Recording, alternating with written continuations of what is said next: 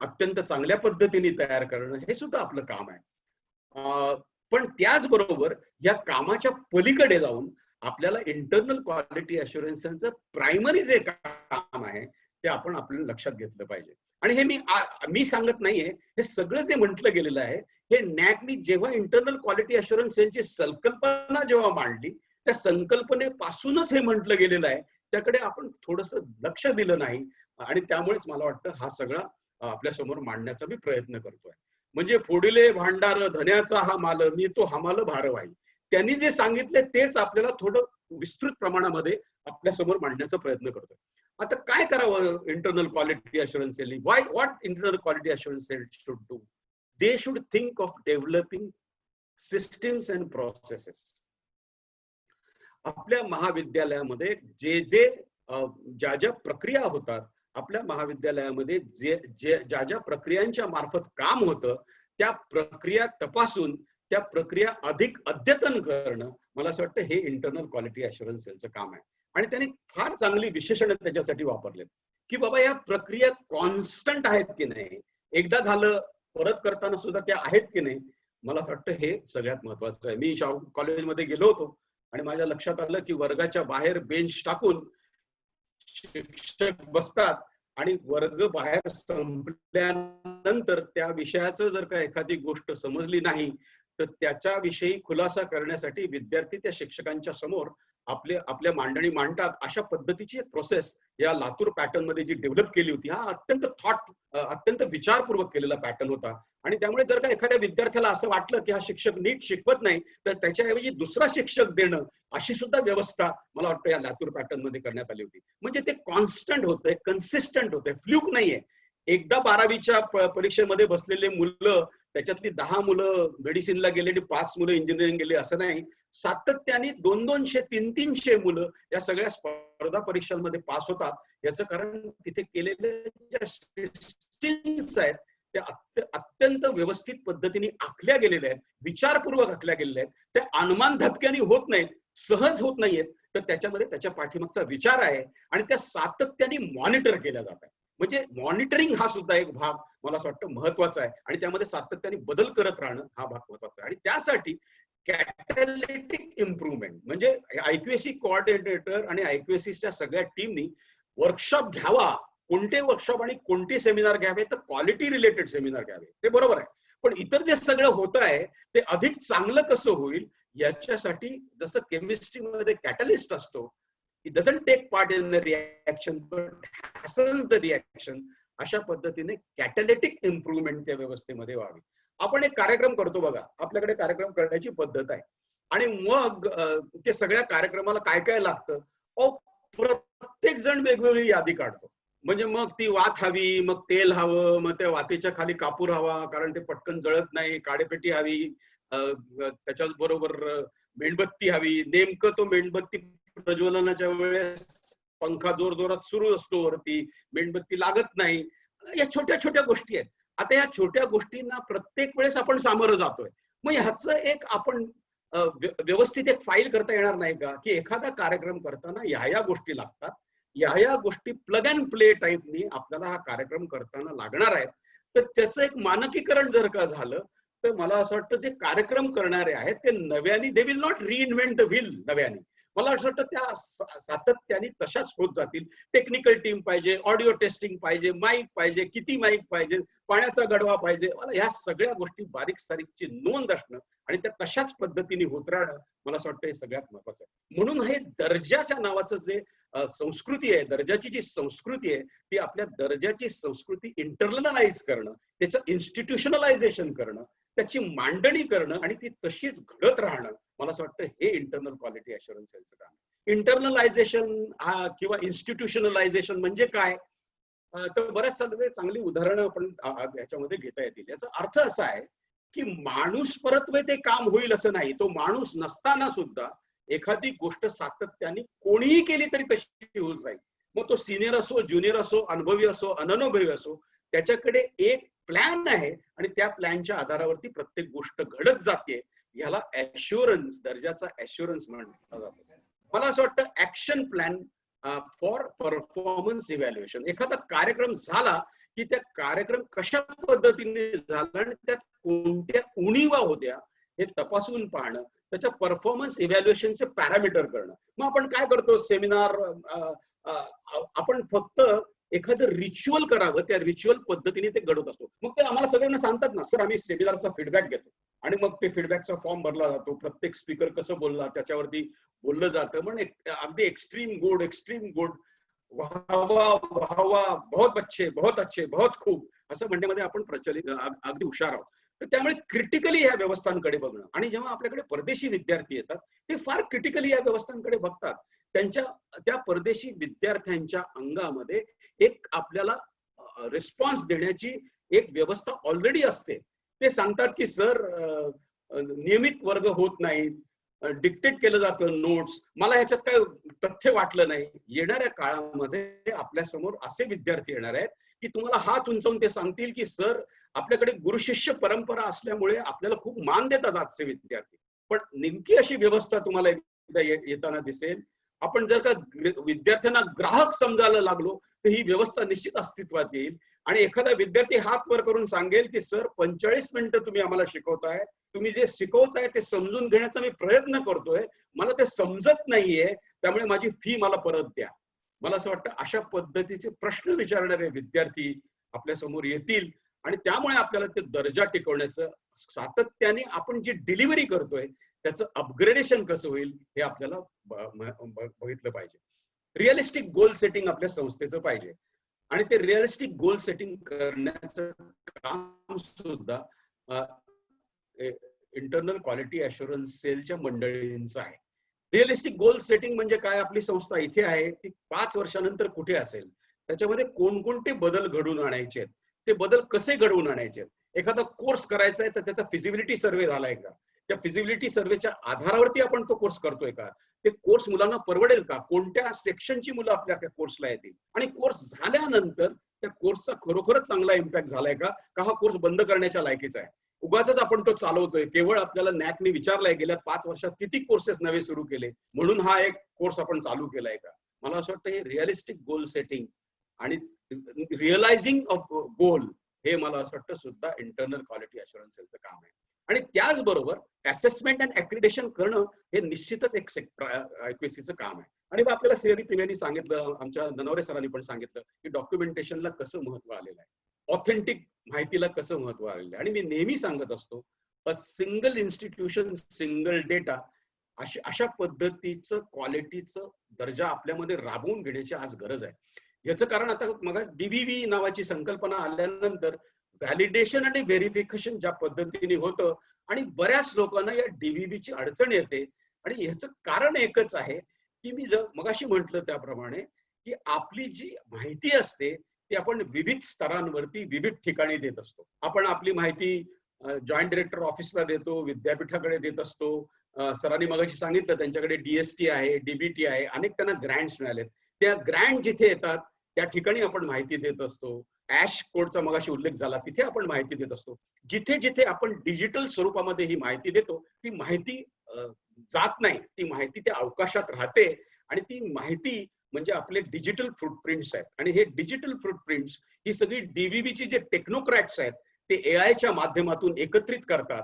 आणि मग आपल्या असं लक्षात येतं की आपण जे आत्ता डेटा देतोय तो आणि आधी दिलेला डेटा ह्याच्यामध्ये व्हेरिएशन येत आहे. त्यामुळे आपल्या सगळ्या संस्थांना एक बघावं लागेल की आपल्या संस्थेच्या विषयीचा जो डेटा जातोय बाहेर तो 1 इन्स्टिट्यूशन 1 डेटा, जसं 1 नेशन 1 डेटा. आता आपण 10 ठिकाणी डेटा भरतो. एक अशी व्यवस्था पुढे निर्माण होईल जी मला असं वाटतं येणाऱ्या काळामध्ये ह्या व्यवस्थेचा विचार केला जातोय की 1 नेशन 1 डेटा जसं आहे तसं अकॅडमिक्सच्या बाबतीमध्ये एकाच ठिकाणी सगळा डेटा दिला जाईल.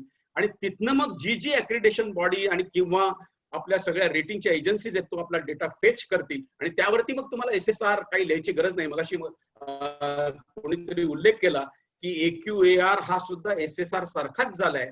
5 वर्षाचा AQAR म्हणजेच तुमचा SSR, अशाकडे आपण चालतोय. आणि त्यांनी त्याच्यावरती रायडर लावलाय, जर का तुम्ही वेळेत AQAR सबमिट केला नाही तर आपल्याला ज्या ग्रँट्स मिळणार आहेत तिथे ऍप्लिकेशन करायला सुद्धा आपण एलिजिबल राहणार नाही, अशा पद्धतीचं रायडर आहे. आणि मला असं वाटतं म्हणूनच आपण आपला जी विदा, आपली जी माहिती जी आहे त्याचं जे संकलन ऑथेंटिक, खरी, न फुगवलेली, योग्य, पडताळून पाहण्यायोग्य अशी माहिती मला असं वाटतं आपण एकाच संस्थेची एका ठिकाणाहून सगळ्या ठिकाणी जाईल अशी व्यवस्था आपल्याला केली पाहिजे. मग इंटरनल क्वालिटी अश्युरन्स सेलनी काय करावं? तर इंटरनल क्वालिटी अश्युरन्स सेलनी आपल्या प्रोसेसेस अँड पॉलिसीज डेव्हलप कराव्या. कोणतीही घटना महाविद्यालयामधली कशी होईल याच्या प्रक्रियेचं नोटिफिकेशन करणं मला असं वाटतं हे महत्वाचं आहे. मगाशी श्रीहरी पिंगळेंनी आपल्याला रामकृष्ण मोरे कॉलेज अकुर्डीचं उदाहरण दिलं आणि त्यांनी त्यांच्या वेबसाईटच्या संबंधी ते बोलत होते.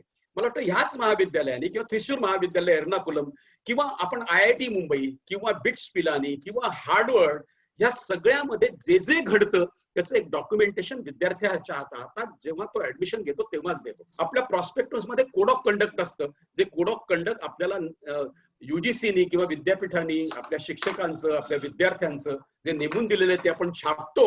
पण मला असं वाटतं विद्यार्थ्यासाठी असलेल्या सगळ्या व्यवस्थांच्या प्रोसेस अँड पॉलिसीज कशा कशा होणार आहेत याचं एक सुसूत्र मार्गदर्शन आपल्या त्या बुकलेटच्या माध्यमातून आपल्या इंटरनल क्वालिटी अश्युरन्स सेलनी तयार केलं पाहिजे आणि ते दिलं पाहिजे. आणि मग परफॉर्मन्स मॉनिटरिंगच्या व्यवस्था आपण केल्या पाहिजे. अकॅडमिकचा परफॉर्मन्स आपला कसा चाललाय आणि आपण काय करतो. आपण सगळेजण एका भारतीय सगळी मंडळी आपल्याला एक नक्की माहिती आहे की कर्मकांड करण्यामध्ये आपण एक्सपर्ट असतो. म्हणजे एखाद्या गोष्टीचं मर्म समजावून न घेता केवळ त्या सगळ्या स्टेप केल्या म्हणजे ती गोष्ट झाली असं आपल्याला नेहमी वाटत असतं. आणि म्हणून आपण कर्मकांडांच्या पलीकडे जाऊन आपल्याकडे जे सगळे संस्कार आहेत त्या संस्काराच्या मागे नेमकं काय आहे ह्याचं तत्वमशी समजून घेत नाही आणि त्यामुळे ते कर्मकांड खाली खाली येत जातं. खरं त्यातलं जे रूप आहे ते मात्र बाहेरच राहतं. मला वाटतं अकॅडमिक परफॉर्मन्सच्या बाबतीत आपण हेच करतो. मगाशी श्रीहरी पिंगळे आणि या सगळ्या मंडळींनी आपल्याला सांगितलं टीचर्स डायरी हवी, टीचिंग प्लॅन हवा. मला असं वाटतं याचं मॉनिटरिंग कोण करतं का? या मॉनिटरिंगच्या व्यवस्था आपल्याकडे अस्तित्वात आहेत का? शिक्षकाची डायरी ही सगळ्यात महिन्याच्या शेवटी लिहिली जाते आणि 2 महिन्यानंतर त्याच्यावरती हेड ऑफ द डिपार्टमेंट आणि प्रिन्सिपल सह्या करतात. मला वाटतं याला मॉनिटरिंग म्हणता येईल का? मग ती फक्त आपण एक रिच्युअल म्हणून ते आपण करतो आहोत का? मला वाटतं ज्याचा पण आपल्याला विचार करायला लागेल. या परफॉर्मन्स मॉनिटरिंगच्या ज्या व्यवस्था आपण केलेल्या आहेत त्या व्यवस्था योग्य आहेत का ते बघायला लागेल. आणि म्हणून आपण एक नागरिकांची सनद अशी संकल्पना सगळ्या गव्हर्नन्स मध्ये आली की मला जर का एखाद्या मृत्यूचा दाखला हवा असेल तर तो दाखला किती दिवसात कसा मिळेल, किती वेळात मिळेल, ते फक्त बाहेर लावलं जातं तसं होत नाही. मला असं वाटतं आपल्या अकॅडमिक्स मध्ये सुद्धा आपल्या हायर एज्युकेशन मध्ये सुद्धा ज्या ज्या प्रक्रिया आहेत त्या किती वेळात, ऍडमिनिस्ट्रेटिव्ह प्रक्रिया आहेत ते रिझल्ट किती दिवसात लागेल, असेसमेंट कशी होईल, हे सगळं लिहिलेलं असलं पाहिजे आणि त्यामुळे त्याचं मॉनिटरिंग आपल्याला नंतर करता येऊ शकतं. तसंच रिसर्चचं आहे. आपण क्युरिओसिटी बेस्ड रिसर्च करतो, आपण कॉन्टेक्च्युअल रिसर्च करत नाही. लातूर विभागामध्ये आवश्यक असणाऱ्या गोष्टींचा रिसर्च न करता मी ज्यात PhD केलंय त्याच्यातच रिसर्च आपण पुढे पुढे नेत जातो. आणि मग आपल्याकडे रिसर्च पब्लिकेशनचं पेव फुटलं. याचं कारण आपल्याला नॅकनी म्हटलं की पर शिक्षक किती रिसर्च पेपर आहेत ते सांगा. मग जे जर्नल आपल्यासारखी ही कॉन्फरन्स एकदा अनाऊन्स झाली की आपल्याला दिल्ली पासून गल्लीपर्यंत सगळ्यांकडनं पत्र येतं की आम्ही आमचं जर्नल नामांकित जर्नल आहे, आपले सगळे पेपर आम्ही छापू, त्या छापण्यासाठी दर पेपर मागे 1000 रुपये आपल्याला द्यावे लागतील आणि आपण सगळे जण त्या जर्नल्स मध्ये, विकाऊ जर्नल मध्ये रिसर्च आपण छापायला लागतो. मला असं वाटतं आपला थ्रस्ट एरिया ठरवणं, आपल्या रिसर्च वरती जो पैसा खर्च होतोय त्या पैशाचं आउटकम नेमकं काय आहे याच्याविषयीचा विचार करणं हे आम्हाला असं महत्वाचं आहे. जगभरामधल्या डेव्हलपिंग नेशन मध्ये जेवढा अकॅडमिक रिसर्च वरती खर्च होतो तितकाच खर्च आपल्या देशावरती होतो, पण आपल्या देशामधलं जे आउटपुट आहे ते त्याच्यापेक्षा कम्पेरेबल नाहीये. याचं कारण वी वर्क ओनली इन सायलोज. आपण टीम बनवत नाही. आपला एक थ्रस्ट एरिया नसतो. आपल्या प्रत्येक महाविद्यालयामध्ये 14 15 थ्रस्ट एरिया असतात आणि प्रत्येक जण आपापल्या दिशेने आपापला रिसर्च करत असतो. मला असं वाटतं हे मी करण्याचा खूप प्रयत्न केला. हे ठरवणं मला असं वाटतं सगळ्यात महत्वाचं आहे. स्टुडंट सपोर्ट सिस्टीम आणणं महत्वाचं आहे. इंटिग्रेटिंग ICT तर आता दुसरा आपल्याला पर्यायच राहिलेला नाही. तंत्रज्ञान हे एखाद्या मांजरीसारखं असतं. तुम्ही आपल्या कितीही बाहेर ढकला ते आपल्या घरामध्ये पुन्हा पुन्हा येणारच. आणि त्या तंत्रज्ञानाचा वापर करून आपल्या सगळ्या व्यवस्था सुधारण्यासाठी टीचिंग लर्निंग मध्ये आपण कम्प्युटर लॅब मध्ये कम्प्युटर नसावे, कम्प्युटर वर्गात असावा. कम्प्युटर म्हणजे कम्प्युटरच्या संबंधीच्या व्यवस्था. इतके टेक्नोक्रॅट्स आता झालेत, गेल्या 1000 वर्षात जेवढी पेडागॉगी बदलली नसेल तेवढी गेल्या 10 वर्षात बदलली, आणि ती दुसऱ्या तिसऱ्या कोणी बदलली नाही, तर आपल्या टेक्नोक्रॅट्सने आपल्याला बदलली. आणि म्हणून जे माध्यम आपला विद्यार्थी वापरतोय त्या माध्यमातून त्याच्याशी आपण संवाद साधतोय का नाही हे मला महत्वाचं आहे. लोक आता आर्टिफिशियल इंटेलिजन्स पर्यंत जाऊन पोहोचलेले आहेत. लोक आता रियालिटी, आर्टिफिशियल AR चा वापर करून आपलं शिक्षण विद्यार्थ्यांना देत आहेत. आणि त्यामुळे मला असं वाटतं आपल्याकडले या सगळ्या तंत्रज्ञानाच्या व्यवस्था आपल्याकडे कशा येतील याच्या संबंधीचा विचार करावा. कोलॅबोरेशन नेटवर्क बद्दल मी एवढंच म्हणेन की आपण इंटरनॅशनल कोलॅबोरेशन करतो, पण आपण आपापसामध्ये कोलॅबोरेट करत नाहीत. आणि मगाशी आपल्याला गव्हाणे सरांनी सांगितलं की आमचे सगळे MOU फंक्शनल आहेत, आणि मला वाटतं ते सगळ्यात महत्वाचं आहे. आता अकॅडमिक ऍडमिनिस्ट्रेशन प्रोसेस मध्ये आपल्याला काय अपेक्षित आहे? आपल्याला अपेक्षित आहे की understand the existing system of academic delivery and administration. मग त्याच्यामधले स्ट्रेंथ विकनेसेस शोधून काढून त्या मेथड ऑफ इम्प्रुव्हमेंट विकनेस घालवण्यासाठीची सांगणं, आणि जे बॉटलनेक्स आहेत एक्झिस्टिंग ऍडमिनिस्ट्रेशन मेकॅनिझम मध्ये ते समजावून देणं, हे खरं AIचं अकॅडमिक ऍडमिनिस्ट्रेटिव्ह ऑडिटचं काम आहे. पण मी प्रिन्सिपल असताना हुशार होतो, मी पण हुशार असल्या कारणाने आणि माझ्या मॅनेजमेंटला उत्तरदायित्व असल्या कारणाने माझं कसं नीट सगळं चांगलं चाललंय. मी तुझी पाठ खाजवतो, तू माझी पाठ खाजव. मग आपल्याच माहितीतल्या रुकून टाकायचा आणि सगळ्या व्यवस्था खूप छान आहे असा शेरा घेऊन आपल्याच पाठीवरती पाठ थोपटून घ्यायची. मला असं वाटतं कुठल्याही दर्जाच्या दृष्टीने ज्याचा जर का विचार केला तर हा फक्त उपचार जर का केला तर त्याच्या पाठीमागची जी भावना आहे ती मला असं वाटतं अस्तित्वात येणार नाही, ते सुधार होणार नाही. केवळ आपल्याला ते मानांकन मिळवायचं आहे त्या दृष्टीने अत्यंत चातुर्याने एखादी परीक्षा क्रॅक करण्यासाठीचा विचार जसा केला जातो आणि नवनीत गाईड जसं वापरलं जातं तसं इतरांनी जे केलंय ते वापरत राहून जर का आपण आपल्या व्यवस्थांमधनं जर का नॅकचं मूल्यांकन मिळवलं तर मला असं वाटतं दर्जामधल्या सुधारणा तुम्हाला अ दर्जा मिळेल, A++ मिळेल, पण जे खरं इंजिन आहे संपूर्ण दर्जा आपल्या एका महाविद्यालयाचा दर्जाच्या विषयीची ज्या ज्या गोष्टीचं मूल्यमापन करणारी कुठली व्यवस्था असेल तर इंटरनल क्वालिटी अश्युरन्स सेल ही व्यवस्था आहे. आणि मला असं वाटतं म्हणून हे सगळं आपल्याला माहित आहे, हे सगळं वाचलंय, हे ऐकलंय, हे प्रत्यक्षात कसं उतरवायचं हा सगळ्यात महत्वाचा प्रश्न आहे. आणि ते प्रत्यक्षात उतरवणं आपल्याला फार कठीण का जातं याचा जेव्हा मी विचार करायला लागलो तेव्हा सगळी मंडळी आम्हाला काय सांगतात, अहो आमची इन्स्टिट्यूशन 25 वर्ष जुनी आहे, आमच्या सगळे गव्हर्नन्स अत्यंत एस्टॅब्लिश झालेले आहेत, तुम्ही काय सांगता त्याच्यामध्ये दर्जामध्ये सुधारणा करा. आम्ही ऍडमिशन करतो, परीक्षा घेतो, सगळं चाललंय ना, फ्रीशिप देतो, स्कॉलरशिप देतो, काय आणखीन दर्जा सुधारायचा याच्यामध्ये? मला असं वाटतं आपल्याला या गृहीताला प्रश्न विचारावे लागतील. कोणत्याही प्रक्रियेमध्ये 25 वर्षापासून ती अस्तित्वात आहे म्हणजे ती एफिशियंट आहे हे जे आपलं गृहीत आहे त्याच्यावरती आपल्याला प्रश्नचिन्ह लावावं लागेल.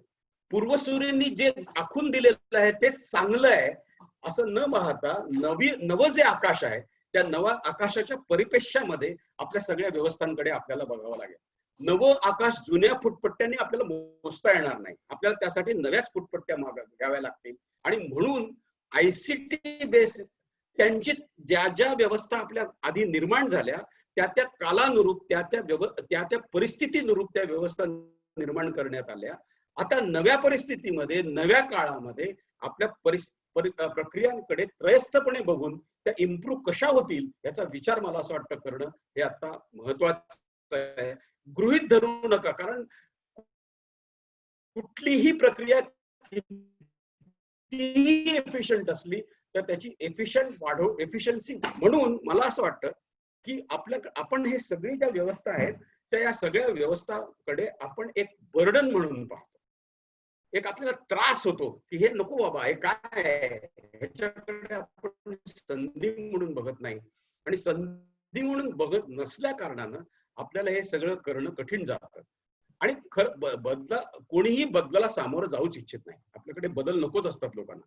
आहे ते बरोबर आहे, स्टेटस को कारण आपल्याला जे जे वेगळं आहे, नवीन आहे, ऑटोनॉमीची हीच गोष्ट होती. ऑटोनॉमी घेण्यासाठी इतक्या संस्था घाबरायच्या आणि त्यांना असं वाटतं आता आज 88 संस्था जवळजवळ ऑटोनॉमस आहेत आणि या सगळ्या प्रक्रियांमध्ये खरोखरच आपल्या सगळ्या लोकांनी सहकार्य देऊन नवी व्यवस्था जी आपल्याला माहित नाही, आपल्याला नेहमी वाटतं अननोनची भीती असते.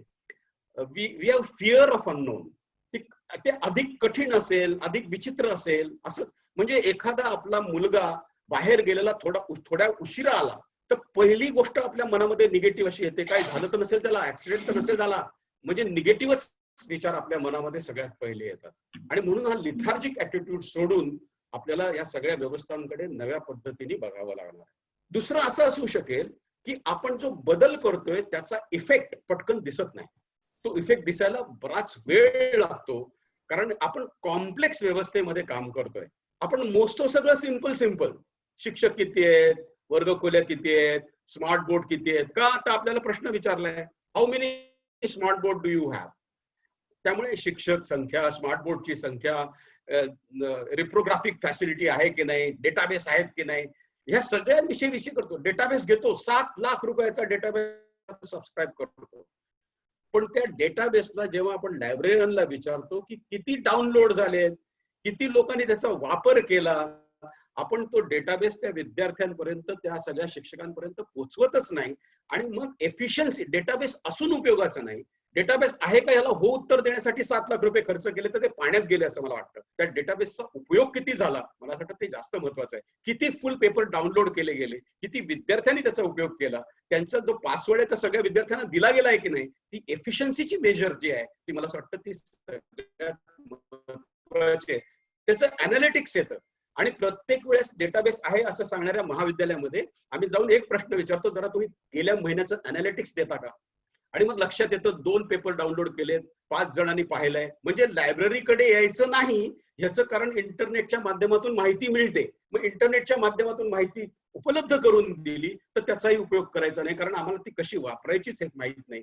तर ती व्यवस्था कशी आहे हे पडताळून पाहणं मला असं वाटतं महत्वाचं आहे. आणि त्यामुळे हा कॉम्प्लेक्स एज्युकेशन सिस्टीम जी आहे ती मेजर करायला आपल्याला जरा कठीण जात असावं आणि म्हणून आपण ते करत नसावं. मग काय केलं पाहिजे. तुम्ही म्हणाल सर हे सगळं तुमचं भाषण ऐकलं, पण काय केलं पाहिजे.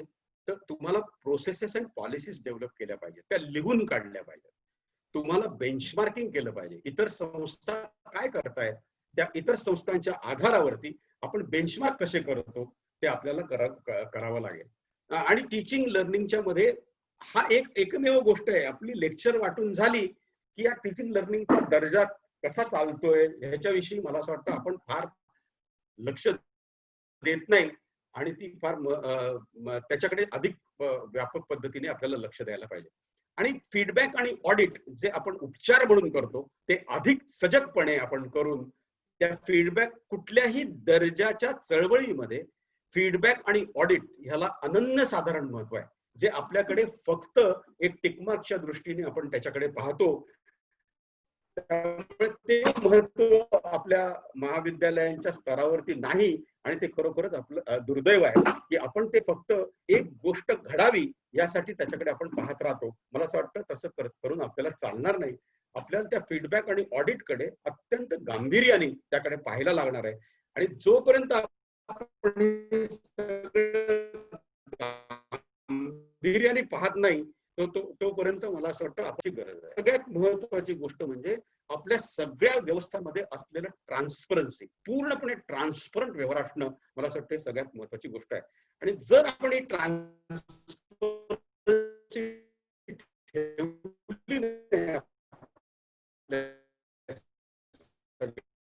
व्यवहारामध्ये आणि आपण मला असं वाटतं आपल्या महाविद्यालयात करून घेऊ नका. कारण कोणीतरी विचारतं ते जेंडर ऑडिट कसं करतात सांगावं, आणि मग कोणतरी फॉर्मॅट आणून देतो, तो फॉर्मॅट आपण भरतो, टिक मार्क लावतो आणि आमच्या श्रीहरी पिंगळेंनी सांगितल्याप्रमाणे जेंडर ऑडिट वेबसाईट वरती टाकतो, झालं आपलं जेंडर ऑडिट झालं. ते जेंडर ऑडिट आपल्याला काहीतरी सांगताय, ते काहीतरी बदल करण्यासाठी सांगताय, ते बदल मात्र आपण बिलकुलच महाविद्यालयात करत नाही. आणि पण कोणत्या पॉलिसी प्रोसेसेस असाव्यात, मला 4 गोष्टी आपल्याला सांगायच्या इंटरनल क्वालिटी अश्युरन्स सेलच्या मंडळींना. आता फक्त जरी आपण असं ठरवलं की नॅक ठरवलं, असं जरी ठरवलं तरी आपल्याला ह्या सगळ्या प्रोसेसेस अँड पॉलिसीज ज्या आहेत ते लिहून काढाव्या लागतील, ते आपल्या वेबसाईटवरती ठेवाव्या लागतील. आपण तानापी ही निपाजा असे 7 रंग ह्या सगळ्या पॉलिसीजना दिलेले आहेत. म्हणजे काय, हे 7 रंग म्हणजे प्रत्येक क्रायटेरियाला एक रंग. पहिल्या क्रायटेरियामध्ये curriculum delivery policy, feedback policy, हे 2 पॉलिसीज आहेत. या फीडबॅकचा वापर कसा करतो, कसा घ्यावा, त्याची मेंटर मेंटी असतं. मेंटर मेंटी एका वर्ग शिक्षकाला सगळे 120 विद्यार्थी देतात आणि आमच्याकडे मेंटर, मला असं वाटतं हे योग्य नाही. रिझर्वेशन पॉलिसी काय, मॉनिटरिंग पॉलिसी काय, केवळ नॅक मध्ये अधिक गुण मिळवण्यासाठी सुद्धा ची आवश्यकता आहे. प्रत्येक जर का आपण सर्च इनोव्हेशन या सगळ्या क्रायटेरिया घेतल्या तर आम्ही टाइप्स ऑफ पॉलिसीज अँड प्रोसिजरची जी आवश्यकता आहे ती आवश्यकता मी या ठिकाणी उद्धृत केलेली आहे. याच्यामधली संख्या पण आपल्याला दिलेली, माझे सहकारी आहेत त्यांच्याकडनं ही माहिती मी घेतली आणि ते आपल्या समोर मी मांडतोय. Extension activity policy, public ethics policy. Publication ethics मध्ये तर मला असं वाटतं अकॅडमिक इंटिग्रिटीच्या विषयीच्या पॉलिसी आपल्याकडे आहेत का आणि ते आपण किती राबवतो हा मला प्रश्न विचारावासा वाटतो. की प्लॅगरिझम एखाद्या, मला माहितीये असं महाविद्यालय माहितीये का की प्रोजेक्ट मध्ये एखाद्या मुलांनी कट पेस्ट केल्यामुळे त्या विद्यार्थ्याचं वर्ष वाया गेलं किंवा 6 महिने त्याला डिबार्क करण्यात आलं. याचं कारण त्यांनी एथिक्स पाळले नाहीत. अशा पद्धतीचं शिक्षा दिलेल्या आहेत. युजीसी मध्ये तर 2दा केलं 3दा केलं तर काय ते शिक्षकांच्या विषयी आहेत. आपल्या रिसर्चचा दर्जा सुधारावा म्हणून आपल्या महाविद्यालयातला प्रत्येक रिसर्च पेपर प्लॅगरिझमच्या थ्रू जाईल आणि जर का त्याच्यामध्ये अमुक एक टक्केवारीपर्यंत जर का वाङ्मय चौर्य केलेलं असेल, वाङ्मय चौर्य केल्यामुळे 2-2, 3-3 व्हाईस चान्सलरची पदं गेली त्यांच्या आधीच्या रिसर्चमध्ये. आपण अशा पद्धतीची सजगता आपल्यामध्ये आणतो का, मला असं वाटतं ते महत्वाचं आहे. आणि ती पॉलिसी लिहून काढणं हे सुद्धा महत्वाचं आहे. आणि इतर जे क्रायटेरिया आहेत त्यामध्ये पण पॉलिसी आहे. आयटी पॉलिसी, आयसीटी पॉलिसीमध्ये आपल्याकडे कम्प्युटर्स आहेत, आपल्याकडे प्रिंटर्स आहेत, आपल्याकडे लॅपटॉप्स आहेत, त्याचा कसा वापर होईल, या सगळ्या साधनांचा कोणी वापर करावा, कसा वापर करावा, आपलं इन्फ्रास्ट्रक्चर युटिलायझेशन कसं होईल, आपल्याकडे हॉल असतो तो कोणाला द्यायचा, केव्हा द्यायचा, आपल्याकडे एक कॉन्फरन्स हॉल असतो त्याचा वापर, त्याची टेक्नॉलॉजी कोण देणार, हॉस्पिटॅलिटी कोण पाहणार. मग मला ती कमिटी सगळं धावपळ करत असते, चहा आण रे, कॉफी आण रे. मला असं वाटतं या सगळ्याच्या पॉलिसी, मेंटेनन्स पॉलिसी आपली आहे का, कारण ह्याच्यावर खूप भर दिला गेलाय की आपण सगळ्या आपल्या व्यवस्था मेंटेनन्स करताना कधी बदल करायचे, कधी म्हणजे संपूर्ण कम्प्युटर्सचा बदल कधी करायचा याची पॉलिसी मेंटेनन्सची असली पाहिजे. Scholarship policy, grievance redressal policy, हे सगळं आपण करतो. हे करत नाही असं मला अजिबात म्हणायचं नाही, हे सगळं आपण करतो. पण आपल्या सगळ्या ज्या व्यवस्था आहेत त्या व्यवस्था अनमान धपक्याने होतात. या सगळ्या आणि उत्तम होतात, वाईट होत नाहीत, चांगलं करतो आपण काम, पण आपण त्याच्यामधली सुसूत्रता आणण्याचा प्रयत्न आपण करत नाही. आणि मला असं वाटतं हे सगळ्यात महत्वाची गोष्ट आहे. ही सुसूत्रता आपल्याला कशी आणता येईल त्याच्यासाठी लेखी ठेवणं हे महत्वाचं आहे. मग पॉलिसी म्हणजे काय, तर ओव्हरऑल गाईडलाईन की एखाद्या महाविद्यालयाला, एखाद्या ऑर्गनायझेशनला प्रिन्सिपल ऑफ ऍक्शन त्याला म्हणतो, काय ऍक्शन करायचे त्याला पॉलिसी. आयसीटी पॉलिसी म्हणजे इन्फॉर्मेशन कम्युनिकेशन टेक्नॉलॉजीच्या वापराविषयी पॉलिसी, हे ते पॉलिसीचं नाव झालं. मग त्याची प्रोसेस, मग तुम्हाला एखाद्या विद्यार्थ्याला कम्प्युटर द्यायचा आहे, इंटरनेट कनेक्टिव्हिटी द्यायचं आहे, त्याला ब्राउज करायला द्यायचं आहे, कसं देणार, त्याचा पासवर्ड काय असेल, किती वेळ देणार, मग तुम्ही पार्टिशन करणार का, त्याचं काम तो कुठे ठेवणार, याच्याविषयीची प्रोसेस जी आहे त्याला तो फ्लो ऑफ ऍक्टिव्हिटीला प्रोसेस म्हणतात आणि ते डिटेल इन्स्ट्रक्शनला प्रोसिजर म्हणतात. आणि त्यासाठी स्टँडर्ड पॉलिसीचा फॉर्मॅट आहे. आपण कोणत्याही चांगल्या महाविद्यालयाच्या पॉलिसी प्रोसेस बघितल्या आणि इथे आपल्याला मोरे, रामकृष्ण मोरे आणि त्रिशूर महाविद्यालयाचं उदाहरण दिलं, तसंच IIT मुंबई, इतर सगळ्या महाविद्यालय जर का आपण बघितली तर त्याचं एक हेडर असतं, म्हणजे पॉलिसी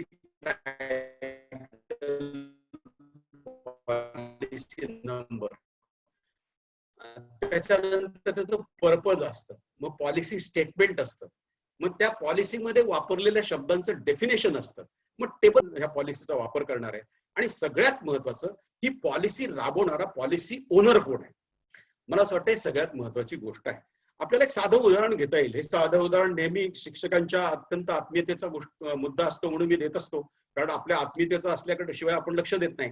आपण महाविद्यालयाच्या असेसमेंट पेपरची असेसमेंट करतो. आता पेपर असेसमेंट केल्यानंतर त्या असेसमेंटचं मानधन देण्यासाठी विद्यापीठाने एक रेट कार्ड ठरवलेलं आहे की बाबा पर पेपर अमुक रुपये, मॉडरेटरला अमुक रुपये असं ठरवलेलं आहे. जाण्या येण्याचा खर्च द्यावा की न द्यावा याच्याविषयी पण मांडलेलं आहे.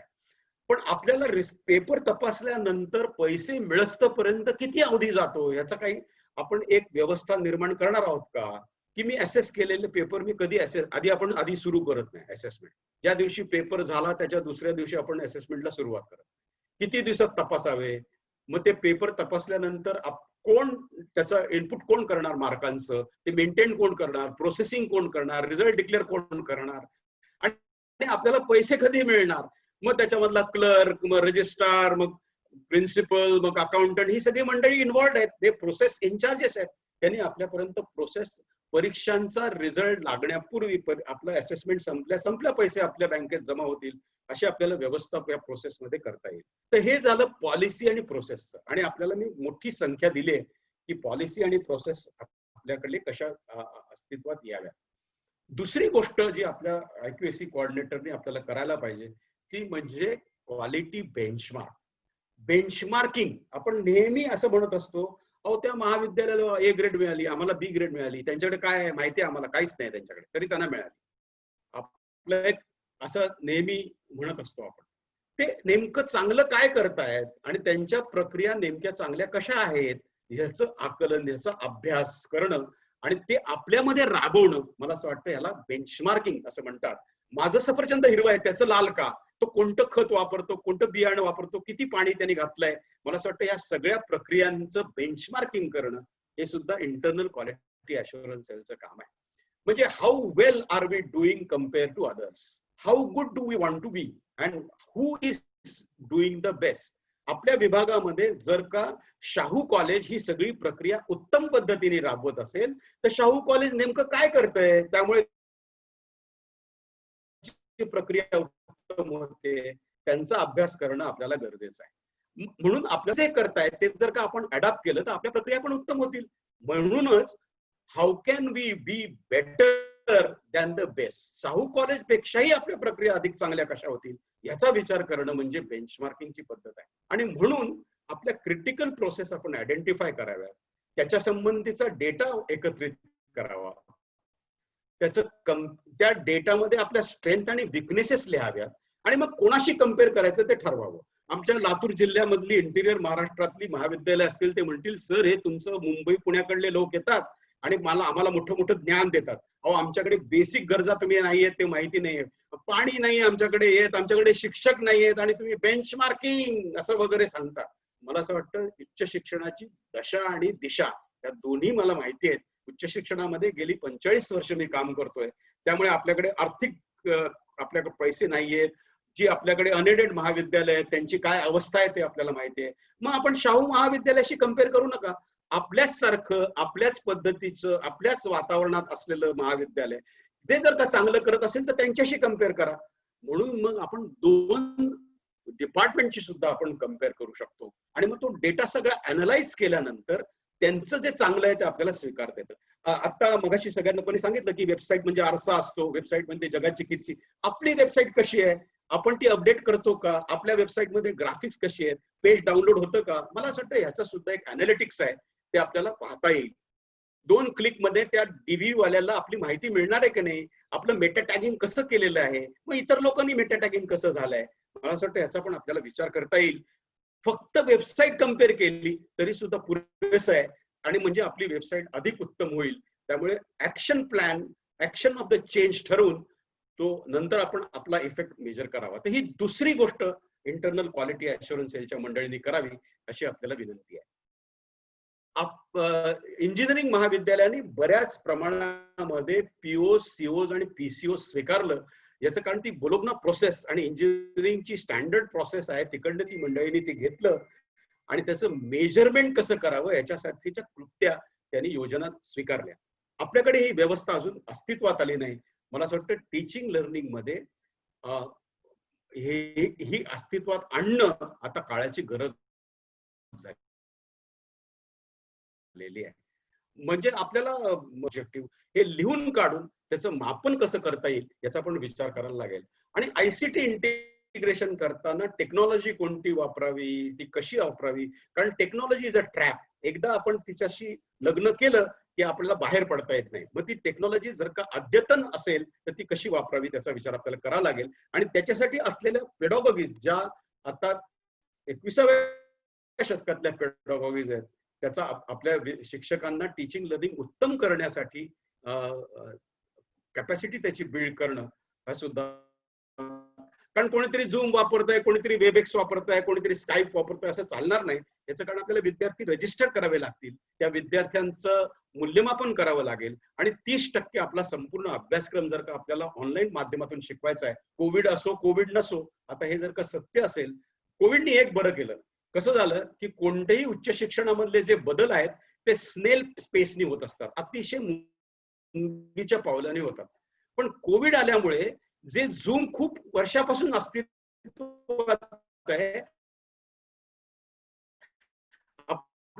सगळी मंडळी या प्लॅटफॉर्मवरती येऊन आपापसात चर्चा स्थिती देण्याचा प्रयत्न करतो. मला असं वाटतं it's a blessing in disguise. We have started using technology very fast. अनेक शिक्षक टेक्नॉलॉजीचा वापर करून विद्यार्थ्यांपर्यंत पोहोचतायत. याची कॅपॅसिटी बिल्ड करणं हे IQAC करावं. आणि म्हणून माझं आपल्याला सांगणं हे आहे की टिक मार्क बेसिसवरती हे फीडबॅक आणि ऑडिट करू नका. हे सगळे फीडबॅक आणि ऑडिट आम्ही खूप चांगले आहोत हे दाखवण्यापेक्षा त्याच्या पाठीमागचं मर्म समजावून घेऊन जर का आपण ह्या ऑडिटचा वापर आपल्या क्वालिटी एन्हान्समेंटसाठी केला तर मला असं वाटतं उपयोग होईल. एनर्जी ऑडिट करतो, एक फॉर्मॅट येतो, एनर्जी ऑडिट जातं, टिक मार्क, एनर्जी ऑडिट झालं. पण एनर्जी वाचवण्यासाठी ते काय सांगतायत याचा विचार आपण करतो. आपण ऍडमिनिस्ट्रेटिव्ह ऑडिट करतो, पण त्या ऑडिट काय सांगताय हे सुधार करण्यासाठीचा वापर आपण सगळ्यांनी केला पाहिजे. ग्रीन ऑडिटचं इथे एक फॉर्मॅट मी आपल्यासमोर ठेवलंय. एका महाविद्यालयाचं ग्रीन ऑडिट झालंय. त्याच्यामध्ये जे दिलेल्या सजेशन्स आहेत त्या सजेशनचा विचार करतो का? केमिस्ट्री डिपार्टमेंटचं सगळंच्या सगळं पाणी आपण सरळ सरळ गटारात सोडत असतो, शिकवत असतो. किंवा त्यांनी स्विच ऑफ ड्रिल म्हटलंय. लाईट लावले की लाईट बंद कधी करायचे याचं पण एक ड्रिल आपल्याला करावं लागेल. त्यामुळे एनर्जी वाचेल. आणि म्हणून मला असं वाटतं की आपल्या सगळ्या व्यवस्था अत्यंत डायनामिक करणं, त्या डेटा ड्रिव्हन करणं, सगळ्या ऍक्टिव्हिटीमध्ये कोऑर्डिनेशन करणं, ट्रान्सपरन्सी आणणं इंटरनल कम्युनिकेशन मध्ये, आणि मेथॉडॉलॉजी ऑफ डॉक्युमेंटेशन व्यवस्थित ठेवणं, मला असं वाटतं हे इंटरनल क्वालिटी अश्युरन्स सेलचं काम आहे. माझी सगळी इंटरनल क्वालिटी अश्युरन्स सेलची मंडळी आहेत ती मला म्हणत असतील की अहो सर हे काय तुम्ही सांगताय, कुठे आहात तुम्ही, कुठल्या याच्यामध्ये आहात, हे काय हे साधं आम्हाला AQR आणताना दम लागतो, तर हे सगळं आम्ही आता कसं करायचं आणि कुठे करायचं, ते आमचे प्राचार्य ऐकणार आहेत का? आमचं कोणीच ऐकत नाही. म्हणजे आम्ही म्हणजे दात आणि नख नसलेले वाघ, आम्हाला काही तुम्ही ताकद द्या आम्हाला, आम्हाला ना एक क्वासी ज्युडिशरी अशा पद्धतीची ताकद द्या. एकाने तर असं सजेस्ट केलं की सगळ्या शिक्षकांचे रजेचे अर्ज आमच्या सहीने पुढे जाऊ द्या, बघा कसे आपल्याला माहिती देतात की नाही. मी तुम्हाला अनुभवाने सांगतो आणि माझे सगळे प्राचार्य सहकारी आपल्या अनुभवाने सांगतील की आपल्याकडे सत्ता आल्यानंतर खूप बदल आपण घडवून आणू शकतो असं अजिबात समजू नका. किंबहुना सत्तेचा वापर न करणं ह्यातच जास्त शहाणपण असतं. You have power but not using power is the key while you are administrating any institution. आणि त्यामुळे सगळ्यांचा सहभाग, सगळ्यांचं सहकार्य हाच त्यातला मर्म आहे. माझ्या प्राचार्य ट्रेन्युअर मध्ये मी एकाही शिक्षकाला किंवा एकाही नॉन टीचिंग स्टाफला मेमो दिला नाही. आणि मी त्यांना एवढंच सांगितलं होतं की ज्या दिवशी मी कोणाला मेमो देईन त्या दिवशी तो माणूस संस्थेमधनं बाहेर जाईल, कारण तलवार काढली की कंठस्थान घातल्याशिवाय ती मॅन करायची नाही अशी धारणा मराठ्यांची आहे. तर त्यामुळे मी मेमो दिला नाही. आणि त्यामुळे म्हणजे ह्याचा तर त्यांनी आगळीक केलीच नाही असं आहे का? आगळीक सुद्धा त्यांच्या हातून झालेली असेल. त्यामुळे सत्ता आल्यानंतर काहीतरी बदल घडवून आणू शकेल. पहिली गोष्ट इंटरनल क्वालिटी अश्युरन्स सेलकडे एक संधी म्हणून बघा. ही आपल्यावरती नियतीने दिलेली जबाबदारी आहे, एक उत्तरदायित्व आपल्याला दिलंय, ज्यामुळे संस्थेच्या दर्जाचं इम्प्रुव्हमेंट होईल. हे आपण जर का पाहिलं आणि सातत्याने छोटे छोटे बदल आपल्या महाविद्यालयातल्या प्रक्रियांमध्ये घडवून आणलेत तर ते जेव्हा दिसायला लागतील your work should speak not word. आणि आपण जास्त बोलतो, आपण काम कमी करतो. काम करत राहून जर का काम बोलेल तेव्हा आपल्याला आपोआपच प्राचार्यानंतरच महत्वाची व्यक्ती म्हणून IQAC कोऑर्डिनेटर कडे बघितलं जाईल. आणि सातत्याचं अशी गोष्ट आहे की पाण्याचा प्रपात आणि दगड ह्याच्यामध्ये पाण्याचा प्रपात नेहमी जिंकतो. याचं कारण प्राण्याच्या प्रपातामध्ये सातत्य असतं. त्यामुळे प्रयत्न केले, कोणी काही म्हणो, अहो इतकं कुत्सितपणे आपल्याला सांगतात काय कसं काय चाललंय तुमचं नॅक, म्हणजे यांचा काही संबंधच नाही असं आपल्याला दूषण देतात. त्या दूषणांकडे न पाहता सातत्याने या प्रक्रियांमध्ये आपण जर का बदल घडवत आणले तर निश्चितच मला असं वाटतं इंटरनल क्वालिटी अश्युरन्सचा एक दृष्टिकोन आपण थोडासा बदलूया.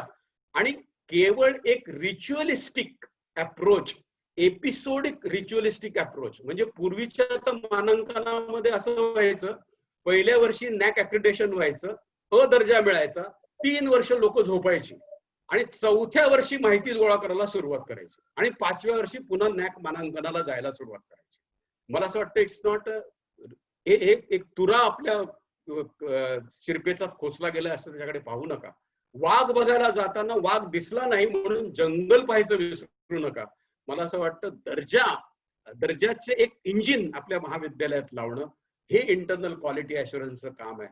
आणि हे सगळे इंटरनॅशनल जी मानांकन आहेत ती आपल्याला विचारली यासाठी गेलेत की ज्या दिवशी आपण SSR पूर्ण लिहितो त्या दिवशी आपलं मूल्यांकन झालेलं असतं. कारण आपल्याला नक्की माहित असतं, कारण आपला सेल्फ स्टडी आहे, आपल्याला नक्की माहित असतं हे आपल्याकडे नाहीये, हे आपल्याकडे फारसं चांगलं नाहीये, हे आपल्याला करता येईल, हे आपल्याला करता येणं शक्यच नाही.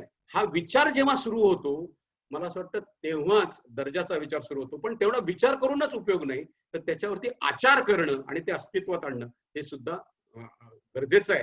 आणि त्यामुळे मला सगळ्या मंडळींना माझी माफक अपेक्षा आहे, लई नाही पोटापुरता पसा पाहिजे, जास्त आपलं मागणं नाही, नको भराया झोळी. IQAC कोऑर्डिनेटरनी आपल्या AQAR आणि SSR यांच्या माध्यमातून फक्त या 4 गोष्टी जर का करण्याचा प्रयत्न केला तर आपण IQAC ची जी व्यवस्था आहे ती व्यवस्था थोडीशी समजून घेतली असं म्हणता येईल. पहिली गोष्ट म्हणजे आपल्याला मूल्यांकन उत्तम हवं असेल तर प्रत्येक क्रायटेरियामध्ये असलेल्या प्रोसेस आणि पॉलिसीजचं डॉक्युमेंटेशन करून त्या आपल्या वेबसाईट वरती ठेवाव्यात. हे सगळं करत असतो आपण, आपल्याला स्टेप्स माहित असतात, फक्त ते आपण लिहित नाही. तर ते लिहिण्याचा जर आपण प्रयत्न केला, इतर संस्थांनी ज्यांनी केलंय, मी पाहत होतो शाहू कॉलेजची वेबसाईट मी पाहत होतो आणि पाहत होतो की त्यांच्या पॉलिसी प्रोसेसेस वेबसाईट वरती आहेत का. मला एक आवडलं, त्यांच्याकडल्या इंटरनल क्वालिटी अश्युरन्सचे ATRs मी पाहिले, ऍक्शन टेकन रिपोर्ट, ते अतिशय अद्ययावत आहेत. परंतु 2018 नंतर त्यांच्याकडे काहीच झालेलं नाही का अशी मला शंका येते. याचं कारण AQRच्या पलीकडचे AQR मी पाहण्याचा पण प्रयत्न केला रिसेंटली आणि ते सगळी डॉक्युमेंट पाहिली, सह्या प्रक्रिया एस्टॅब्लिश करणं हे महत्वाचं आहे, आपली वेबसाईट अद्यतन ठेवणं हे महत्वाचं आहे. त्या पॉलिसी प्रोसिजर्स पाहून त्याचं लिहून त्या रिफाईन करून त्या ठेवा आणि नुसतं ठेवू नका. त्यानंतर त्यात सातत्याने थोडे बदल करत जा. म्हणजे पॉलिसी 1.1 पॉलिसी 1.2 कदाचित मला पॉलिसी दिसल्या नाही तसं वाटतं, कारण मला वेळ थोडासा कमी मिळाला, कदाचित असतीलही, मला असं वाटतं सर मला सांगतील की आहेत की नाही. दुसरी गोष्ट म्हणजे use input and feedback audit seriously.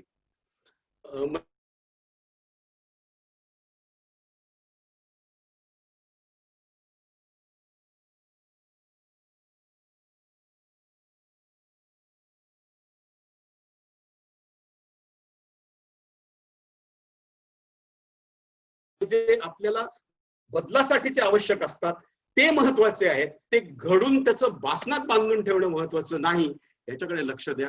एक क्रिटिकल प्रोसेस बेंचमार्क करा. मग माझी विनंती आपल्याला राहील, आपल्या वेबसाईटचा परफॉर्मन्स